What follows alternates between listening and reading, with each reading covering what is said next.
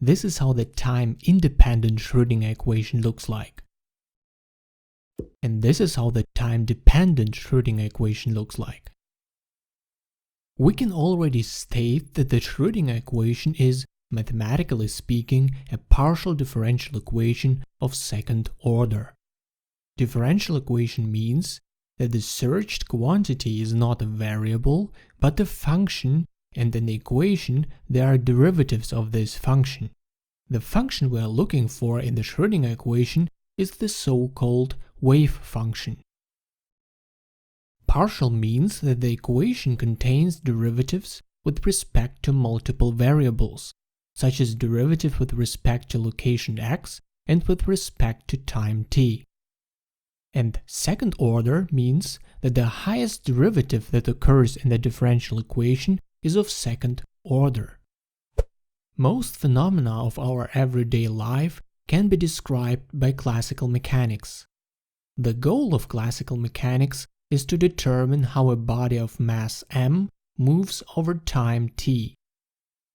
We want to determine the trajectory, that is, the path r of t of this body. In classical mechanics, the trajectory allows us to predict where this body will be at any given time.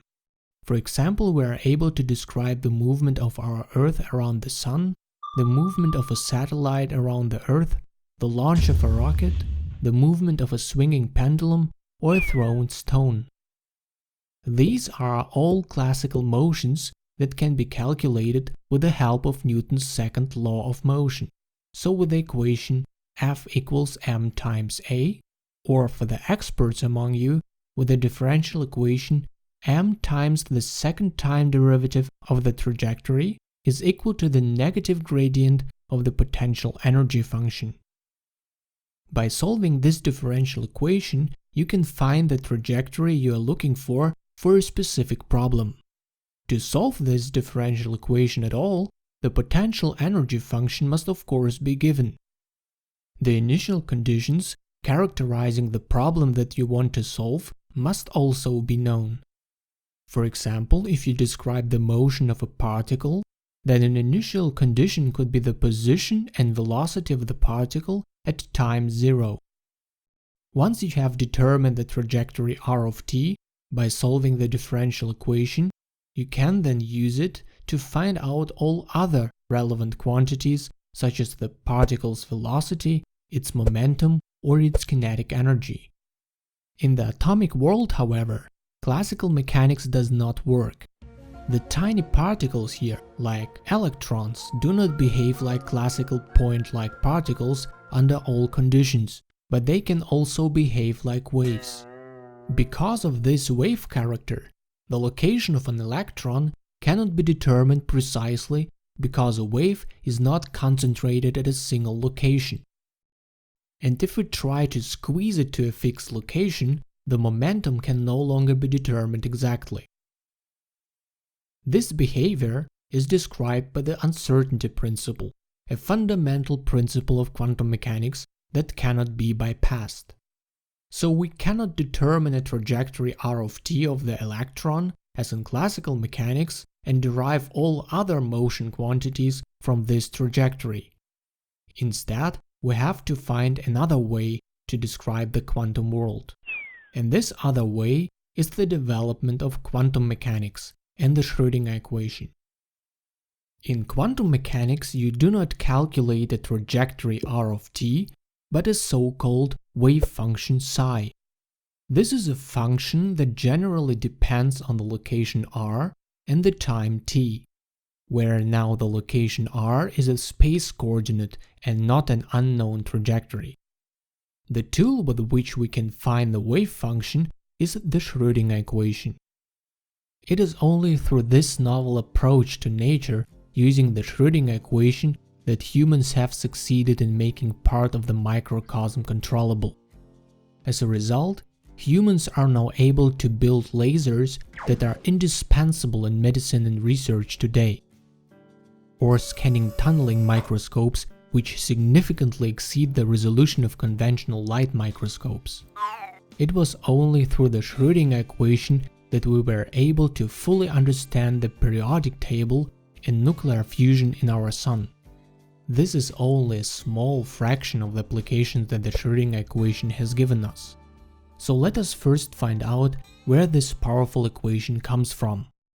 Unfortunately, it is not possible to derive the Schrodinger equation from classical mechanics alone. But it can be derived, for example, by including the wave-particle duality, which does not occur in classical mechanics. However, experiments in modern technical society show that the Schrodinger equation works perfectly and is applicable to most quantum mechanical problems. Let us try to understand the fundamental principles of the Schrodinger equation and how it can be derived from a simple special case. We make our lives easier by first looking at a one-dimensional movement. In one dimension, a particle can only move along a straight line, for example along the spatial axis x. Now consider a particle of mass m flying with velocity v in x direction. Because the particle moves, it has a kinetic energy. Let's call it W kin. It is also located in a conservative field, for example in a gravitational field or in the electric field of a plate capacitor. Conservative means when the particle moves through the field, the total energy W of the particle does not change over time. Consequently, the energy conservation law applies and the potential energy, let's call it W pot, can be assigned to the particle. The total energy W of the particle is then the sum of the kinetic and potential energy. This is nothing new, you already know this from classical mechanics. The energy conservation law is a fundamental principle of physics which is also fulfilled in quantum mechanics in modified form. The weirdness of quantum mechanics is added by the wave-particle duality. This allows us to regard the particle as a matter wave. A matter wave characterized by the de Broglie wavelength lambda. Lambda equals h over p. P is the momentum of the particle, which is the product of the velocity v and the mass m of the particle. And h is the Planck constant, a natural constant that appears in many quantum mechanical equations. By the way, because of its tiny value of only 6.626 times 10 to the power of minus 34 joule-seconds, it is understandable why we do not observe quantum mechanical effects in our macroscopic everyday life. According to the wave-particle duality, we can regard the particle as a wave and assign physical quantities to this particle that are actually only intended for waves, such as the wavelength in this case. In quantum mechanics, it is common practice to express the momentum p not with the de Broglie wavelength, but with the wave number k. K is 2 pi over lambda. Thus, the momentum becomes h times k over 2 pi. H over 2 pi is defined as a reduced Planck constant, h bar. So we can write the momentum more compact with h bar k. We will need this equation later. The de Broglie wavelength is also a measure of whether the object behaves more like a particle or a wave. Particle-like behavior can be described by classical mechanics. More exciting is the case when the particle behaves like a wave.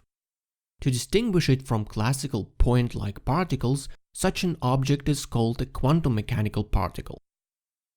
A particle has a larger de Broglie wavelength if it has a smaller momentum p, in other words, smaller mass and velocity. Perfect candidates for such quantum mechanical particles are electrons. They have a tiny mass and their velocity can be greatly reduced by means of electric voltage or cooling in liquid hydrogen. Thus, the classical particle behaves more like an extended matter wave, which can be described mathematically with a plane wave. We call it by the capital Greek letter psi. A plane matter wave generally depends on the location x and the time t. You can describe a plane wave, which has the wave number k, frequency omega, and amplitude a, by a cosine function. a times cosine kx minus omega t. It doesn't matter whether you express the plane wave with sine or cosine function. You might as well have used sine. When time t advances, the wave moves in the positive x direction, just like our considered particle.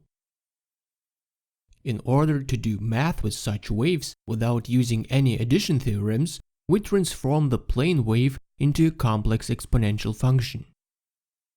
First, add to the cosine function the imaginary sine function. You have thus transformed a real function into a complex function, where I is the imaginary unit, a times cosine kx minus omega t is the real part, and a times sine kx minus omega t is the imaginary part of the complex function psi. The good thing is that we can take advantage of the enormous benefits of complex notation and then declare that in the experiment we are only interested in the real part, that is the cosine function. In our case, we can simply label the imaginary part as non-physical and just ignore it. However, keep in mind that a complex plane wave can also be a possible solution to the Schrodinger equation, but we will deal with this later. In the next step, we use the Euler relationship from mathematics. It connects the complex exponential function with cosine and sine. So that's exactly what you need right now, because with it you can convert the complex plane wave to an exponential function. And you have already represented a plane wave in a complex exponential notation. Whenever you see a term like that, you know it's a plane wave. Remember, our original plane wave as a cosine function is contained in the complex function as information, namely as the real part of this function.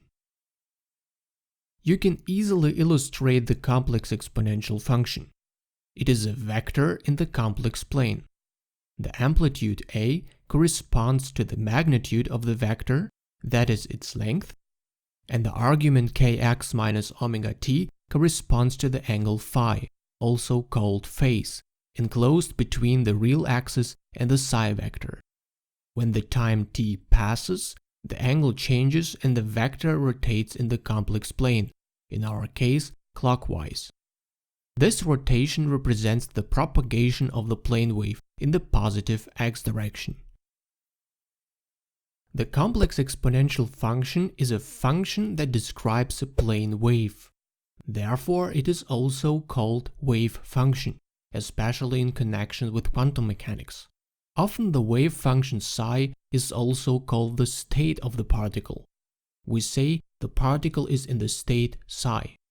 So always remember, when we talk about state in quantum mechanics, we mean the wave function. Of course, there are different states that different particles can take under different conditions.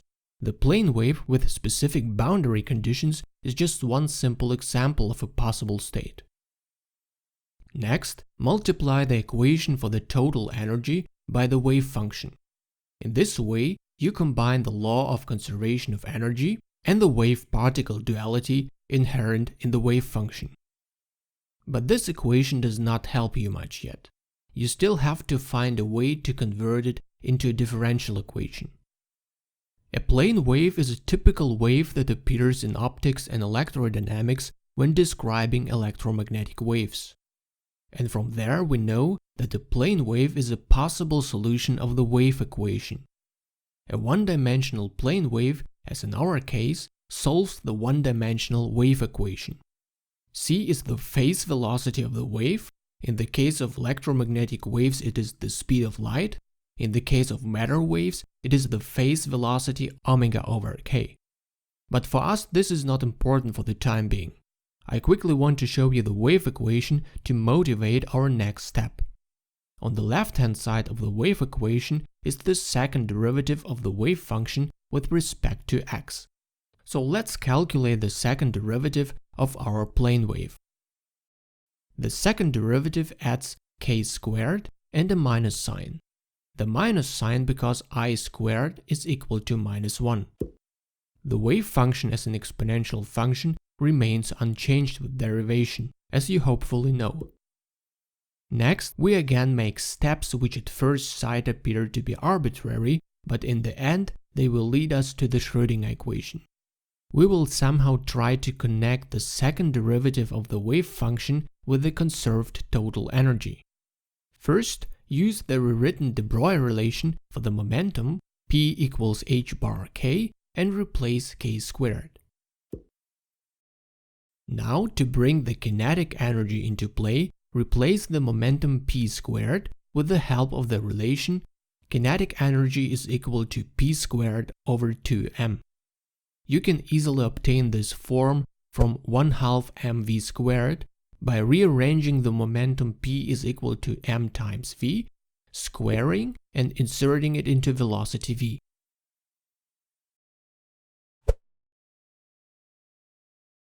If you now look at the law of conservation of energy multiplied by the wave function, you will see that W kin times psi occurs there. So solve the equation for W kin times psi. Now if you just insert that into the law of conservation of energy, you get the Schrodinger equation. This Schrodinger equation is one-dimensional and time-independent. You can recognize the one-dimensionality immediately by the fact that only the derivative with respect to a single space coordinate occurs, in this case with respect to x. And you can recognize the time independence of the Schrodinger equation by the fact that a constant total energy occurs. The wave function, however, may be time-dependent. Let's recap for a moment. To derive the Schrodinger equation, we have combined the law of conservation of energy and the wave-particle duality, introducing the wave-particle duality by assuming a plane matter wave. So you could say that the time-independent Schrodinger equation is the energy conservation law of quantum mechanics.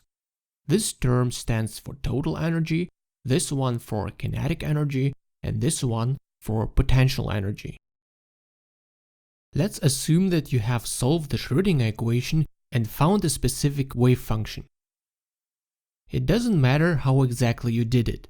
Of course, depending on the problem, you will generally not get a plane wave. The found wave function can also be a complex function.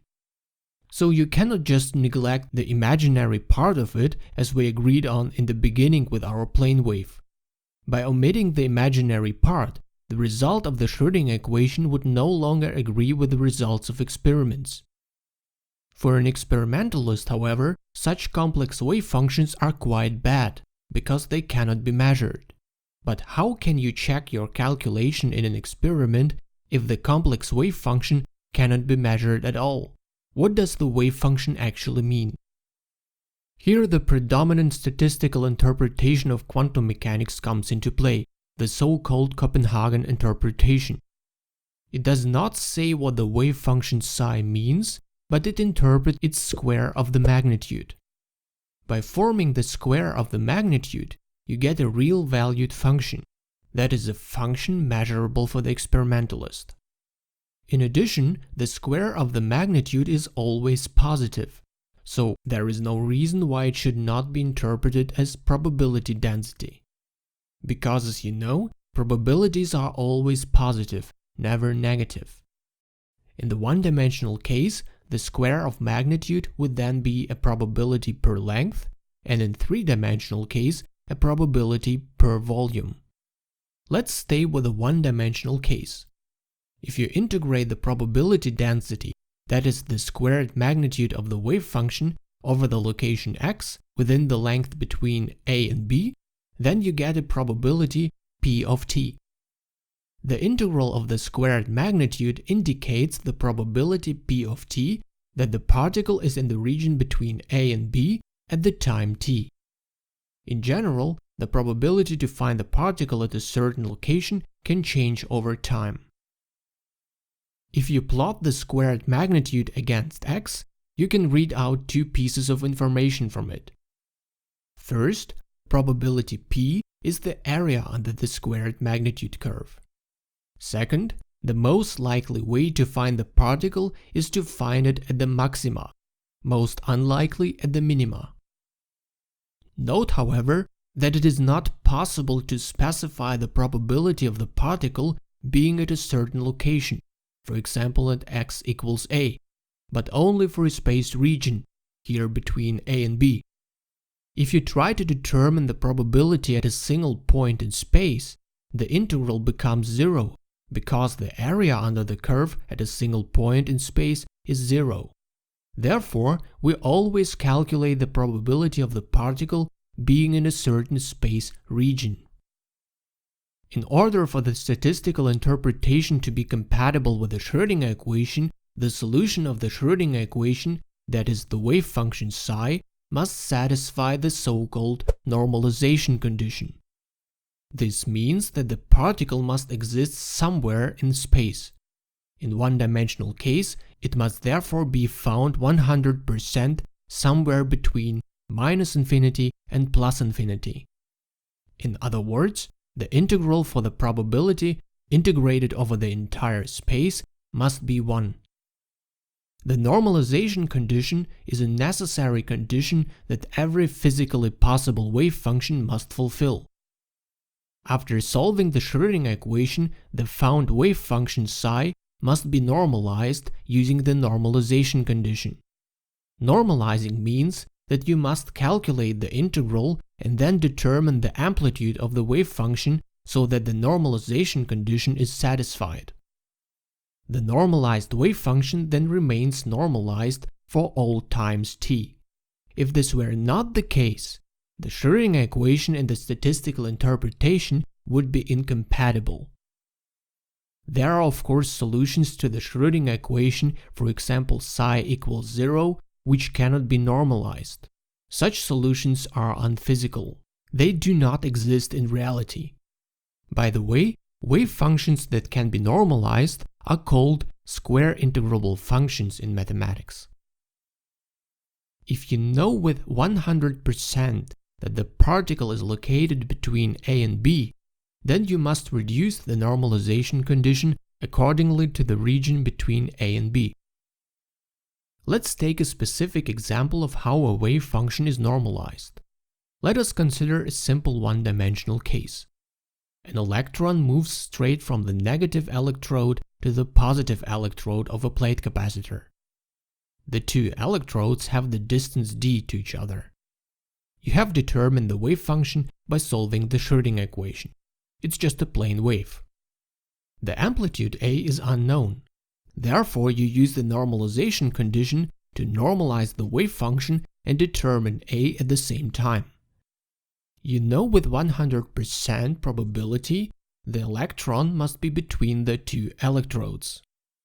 If the negative electrode is at x equals 0 and the positive electrode at x equals d, then the electron is somewhere between these 2 points.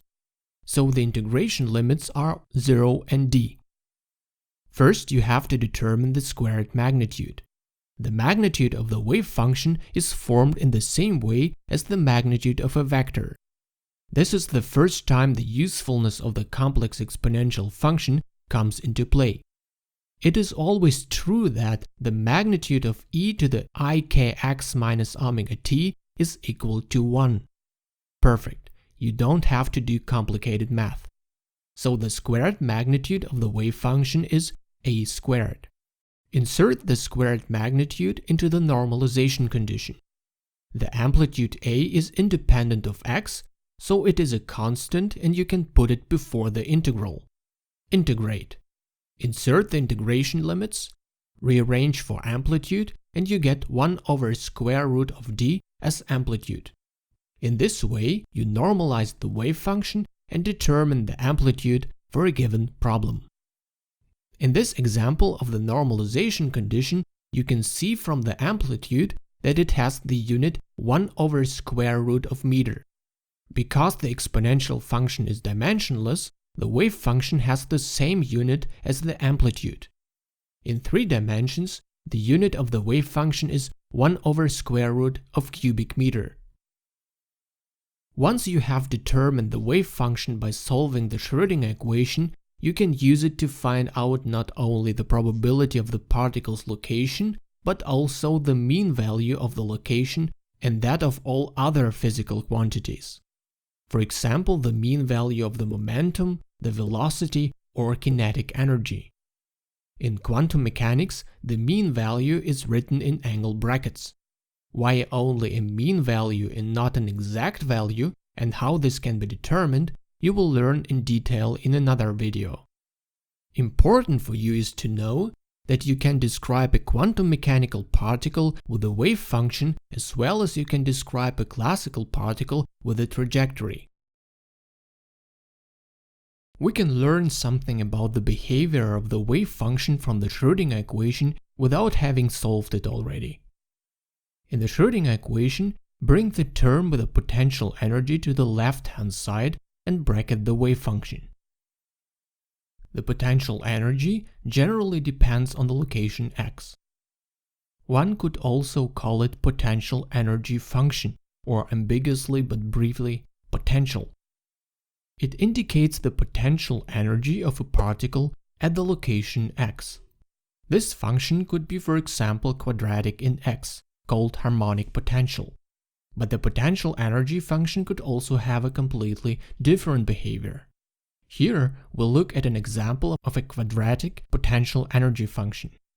If a particle is in this potential, then it has greater potential energy when it is further away from the origin. The potential energy function should be given before you can solve the Schrodinger equation.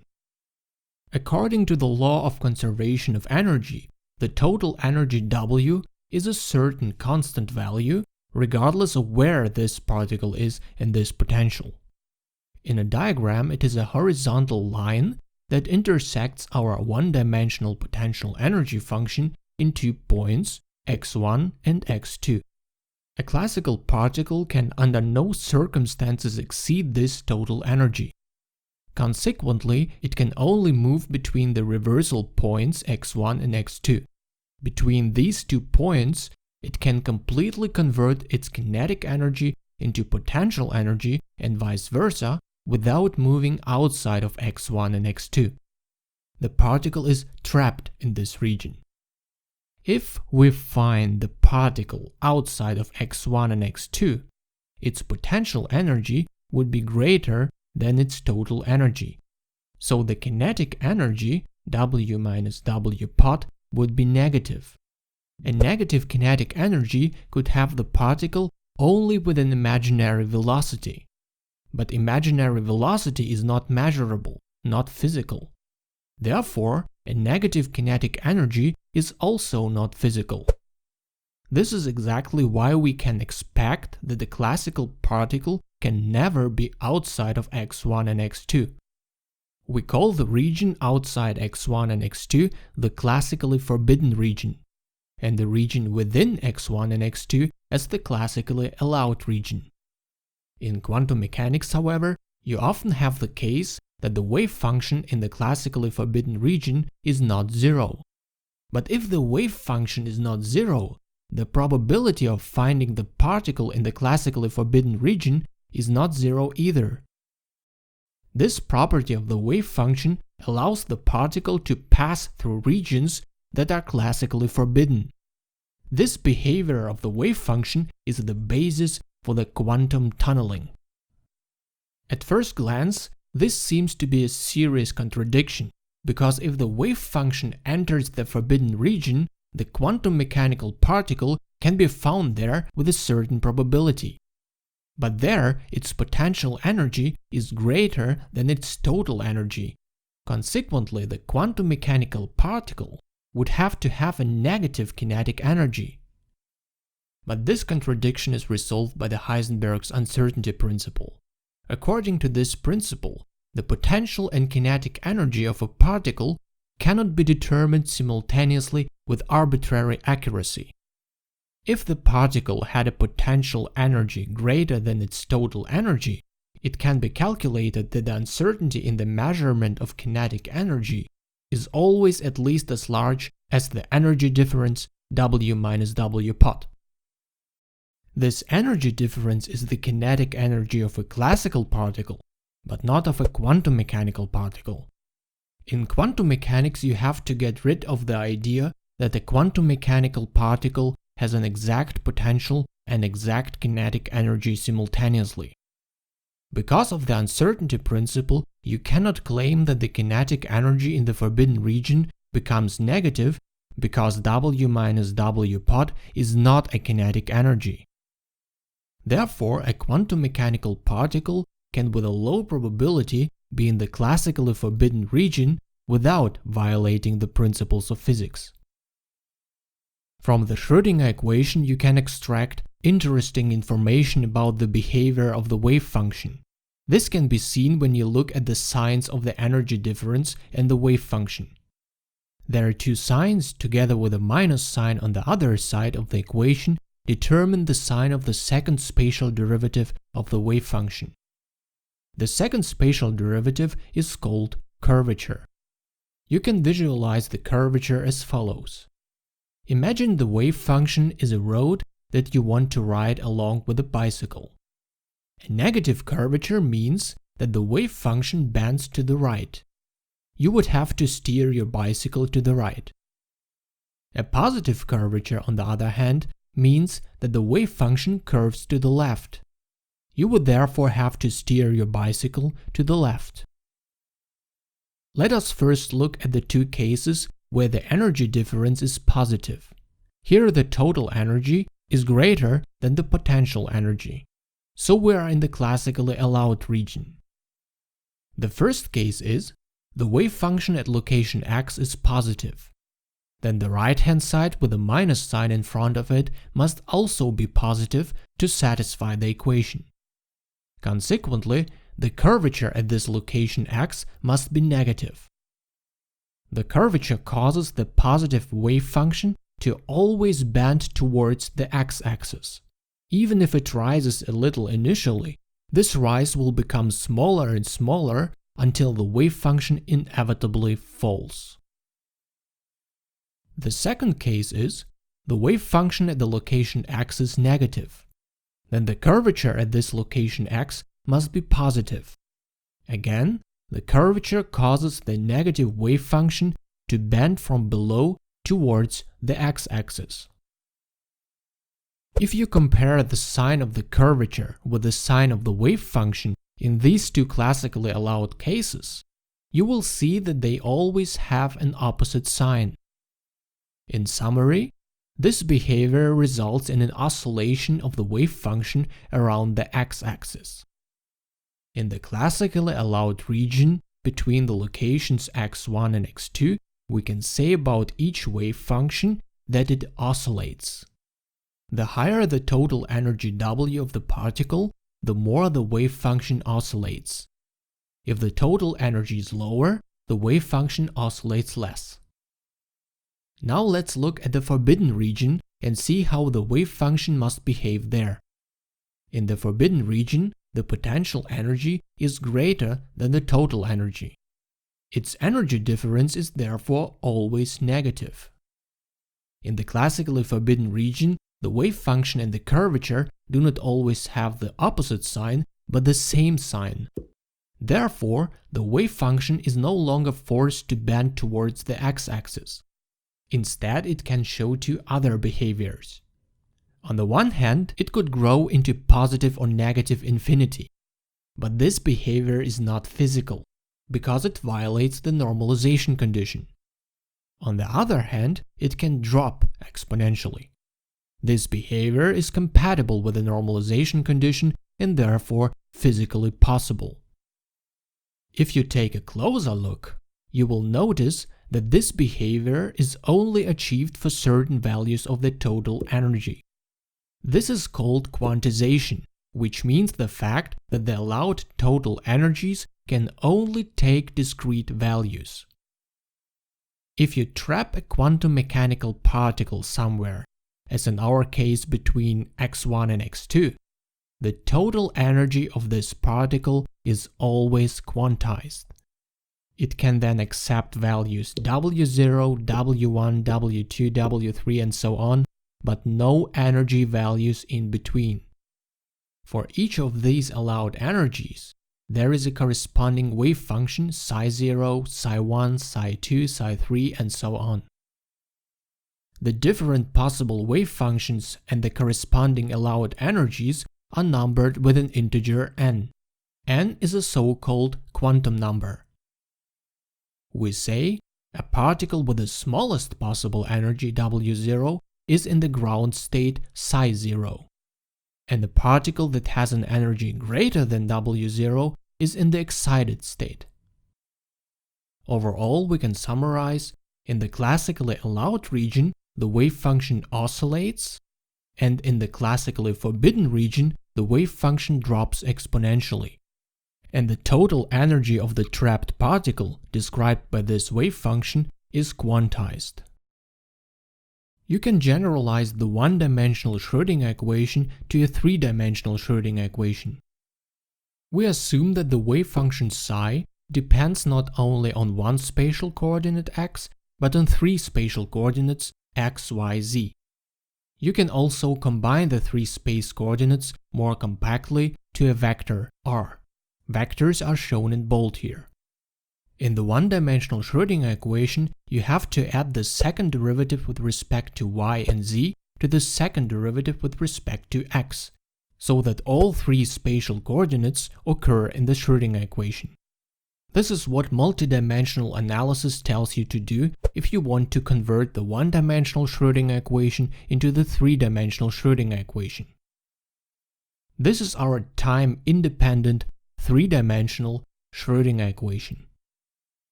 You can write it more compactly. Bracket the wave function. The sum of the spatial derivatives in the brackets form a so-called Laplace operator, nabla squared, sometimes also noted as delta. An operator like the Laplace operator only has an impact when applied to a function, because an isolated spatial derivative makes no sense. Here you apply the Laplace operator to the wave function psi. The result, nabla squared psi, gives the second spatial derivative of the wave function. That is exactly what we had before. Do you see another possible operator on the right-hand side? Bracket the wave function.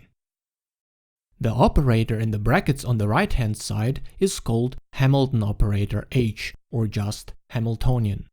You can use it to write the Schrodinger equation very compactly. Using the Hamilton operator, you formulated the Schrodinger equation as an eigenvalue equation, which you probably know from linear algebra. You apply the Hamilton operator, imagine it as a matrix, to the eigenfunction psi, imagine it as an eigenvector.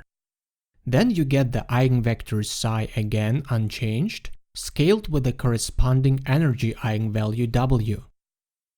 With this eigenvalue problem, you can mathematically see why the energy W can be quantized in quantum mechanics.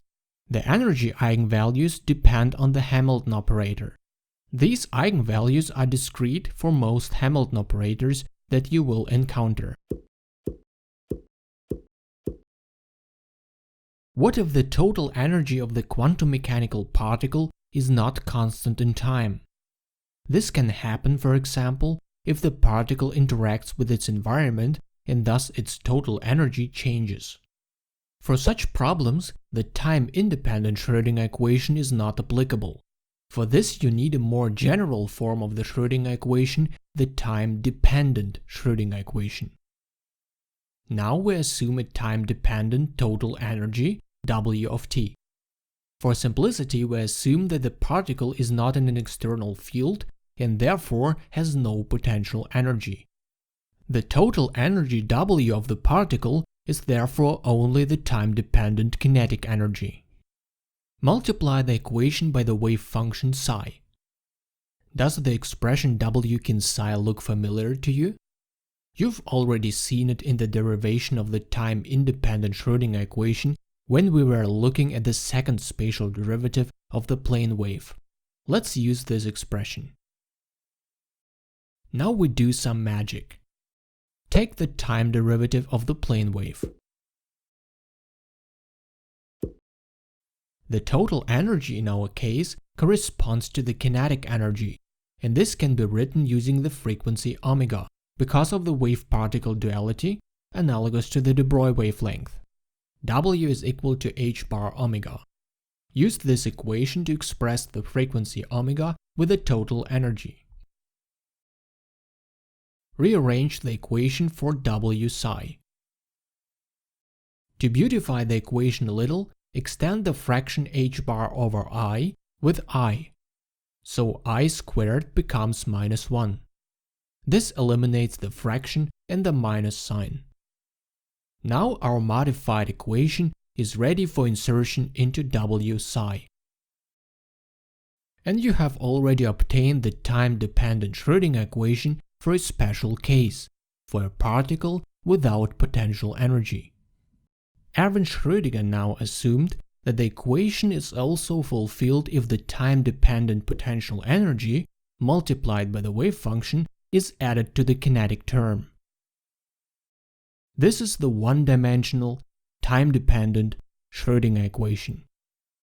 It has a similar form as the time-independent Schrödinger equation, with the only difference that the term for the total energy has changed. Analogous to the one-dimensional time-independent equation, the time-dependent Schrödinger equation can be extended to 3 dimensions. Just replace the second spatial derivative with the Laplace operator nabla squared, and you're done. Solving the time-dependent Schrödinger equation is not that easy, but you can simplify the solving of this partial differential equation considerably if you convert it into 2 ordinary differential equations. One differential equation then depends only on time, and the other only on space. The trick is called separation of variables, because you separate the space and time dependencies from each other. This is a very important approach in physics to simplify and solve differential equations. The only requirement for variable separation is that the potential energy does not depend on time t, but it may well depend on location x. The wave function itself, of course, can still depend on both location and time. Make the following variable separation. Divide the wave function psi into 2 parts. Into a part that depends only on the location x, let's denote this function as the small Greek letter psi, and into a part that depends only on time t. Let's denote this function as the small Greek letter phi. Next, write the original total wave function psi as a product of the 2 separated wave functions. Not all wave functions can be separated in this way, but since the Schrödinger equation is linear, you can form a linear combination of such solutions and thus obtain all wave functions, even those that cannot be separated. As you can see from the time-dependent Schrödinger equation, the time derivative and the second spatial derivative occur there. Execute these 2 derivatives independently from each other. First, take the derivative of the separated wave function with respect to time t. Then, take the second derivative of the separated wave function with respect to x. Now you have 2 equations. You can now insert the time derivative and the space derivative into the Schrödinger equation. Additionally, insert the separated wave function in the term with the potential energy. You can make a little plastic surgery here. We know that phi of t only depends on time and that the psi of x only depends on space. You can imply this information by replacing the partial derivatives, noted with curved del, with the so-called total derivatives, noted with the regular d. This way you don't have to write phi of t or psi of x all the time, but can simply write phi and psi. From the notation of the derivative, it is then clear that the function depends only on one variable, the one that's in the derivative. It is not important if you do not know what a total or partial derivative is. Just replace the del symbols with regular d symbols. Now you have to reformulate this differential equation so that its left-hand side depends only on time t and its right-hand side only on location x. This is achieved by dividing the equation by the product psi times phi.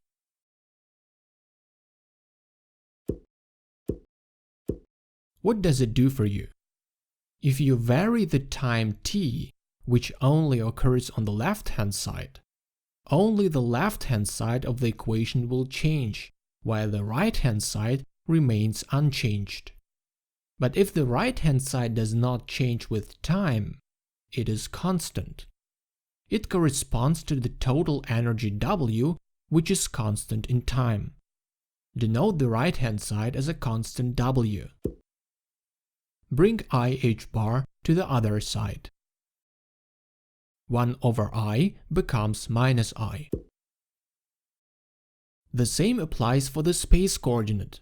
If you vary x on the right-hand side, the left-hand side remains constant because it is independent of x. Because of the equality, the left-hand side must correspond to the same constant W. Denote the left-hand side with the constant W. If you now multiply the differential equation by psi, you get the time-independent stationary Schrodinger equation. In this version, the wave function psi depends only on x and not on time because of the variable separation. What did you achieve overall? As already mentioned, with this you have obtained two less complicated, ordinary differential equations from a more complicated, partial differential equation. You can even immediately specify the solution for the temporal differential equation. It is easily solved with pencil and paper. Multiply the whole equation by dt. Now you just have to integrate both sides. On the left-hand side, the integration of 1 over phi yields the natural logarithm, and on the right-hand side, the integration yields t. We can omit the integration constant and include it in small psi. Rearranging for the searched function phi gives the solution of the differential equation. You cannot solve the second differential equation, that is the time-independent stationary Schrodinger equation, without a given potential energy function. But it's okay. With the separation of variables, we have simplified the solving process a lot. The great thing is now, instead of solving a more complicated time-dependent Schrodinger equation, you can solve this stationary Schrodinger equation. This way you only get the space-dependent part psi of the total wave function. But if you look at the separation ansatz, you just have to multiply the space-dependent part psi with the time-dependent part phi to get the total wave function. And for phi you have found that it is an exponential function. And this time-dependent part is the same for all separable wave functions you will encounter. A wave function which can be separated into space and time-dependent functions describes a stationary state. By stationary we mean that the wave function itself is time-dependent, but its squared magnitude is not. All other physical quantities describing the particle are also time-independent. For example, a particle whose wave function is a stationary state has a constant mean value of energy, constant mean value of momentum, and so on. So, that's it. I hope that after watching this video, you have gained a solid basic knowledge of the Schrodinger equation. But remember, the Schrodinger equation is not generally applicable. It is a non-relativistic equation. This means that it fails for quantum mechanical particles that move almost at the speed of light. Furthermore, it doesn't naturally take into account the spin of a particle. All these problems are only solved by the more general equation of the quantum mechanics, by the Dirac equation. You will learn this in another video. With this in mind, bye and see you next time.